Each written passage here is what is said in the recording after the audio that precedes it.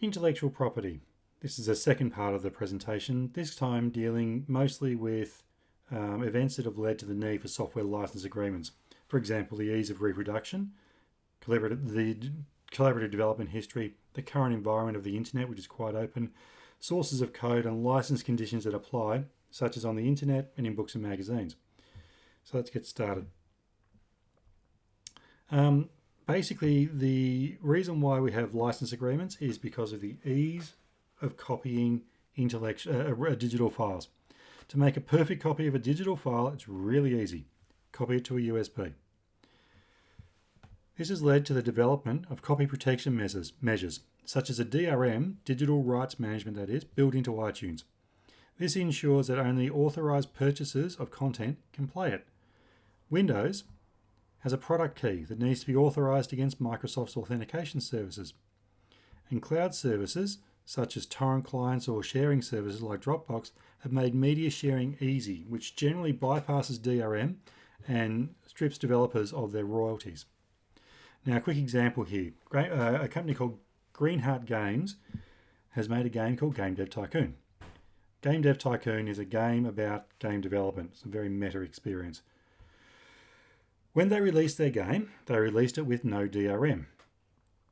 So that anybody, if you bought it and downloaded the game, you could make a perfect copy of it, share it with your friends. But what they also did was they seeded their own copy to the torrent clients. And it was a small change in the copy they seeded to the torrent clients. It included piracy. Now, the legitimate version of the game did not include piracy. The seeded copy did. So people who downloaded the pirated copy had this problem of their games were being pirated in-game. And that meant they were going bankrupt. And that meant they were making no money. And so here's forum notices. For example, here, I can research DRM or something, which is what this person deliberately avoided by downloading a crap copy of the game. Or this person, is there any way to keep it from happening? It's ruining them. So they're trying to build DRM into games that they've downloaded illegally. Not many people got the irony. Here is the sad side of this. On the first day of release, Greenheart Games sold 214 legitimate copies of Game Dev Tycoon. Actually, I was one of them. They also had 3,104 people illegally downloading the game and playing the cracked version. 94% almost of their users downloaded a cracked copy of the game. And we are talking about this because software developers, like all content developers, deserve to be paid. Okay, let's have a quick think about the collaborative development history, because the open source community, among others, has worked collaboratively to share content, to share knowledge, and to share skills since the early 1990s. The open source community is happy to make software open, freely modifiable, and sharing their source code freely for the development and benefit of all. Another example of a sharing community is GitHub, which is used by open source projects and closed source projects.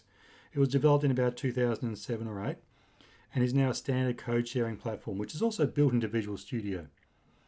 The concept of copyleft harks back to the origin of the open source community, which is closely related to the GNU GPL. GNU stands for GNU's Not Unix. It's an open source version of the Unix operating system.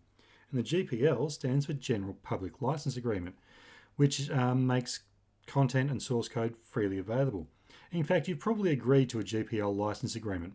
Most open source applications like Firefox, VLC Player, Audacity, LibreOffice, GIMP, KeyPass all use a version of the GPL.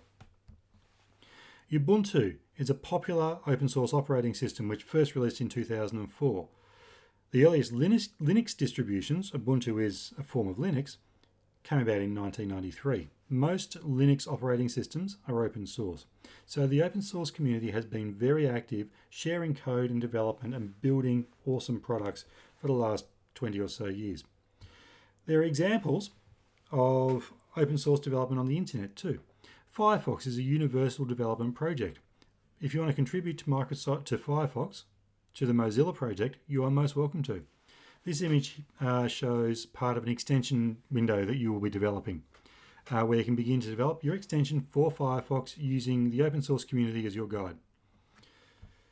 Now, in the previous presentations, you saw and heard about different types of license agreements, such as permissive licenses, restrictive licenses, share-alike licenses, limited licenses, open source licenses, etc.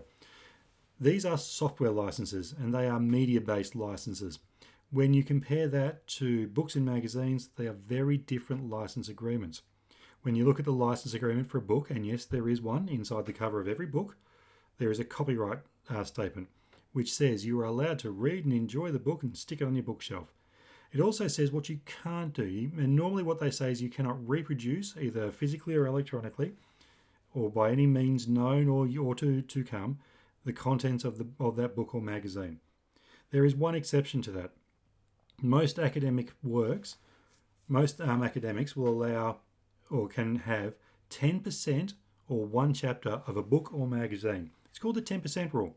But this rule applies only to academic works and only applies to books and magazines. You may have one chapter or 10% of a book, whichever is less. And you see it's a different license agreement to what we see on the internet, but that is because it's a written work. Anyway, that's enough. Thank you for watching.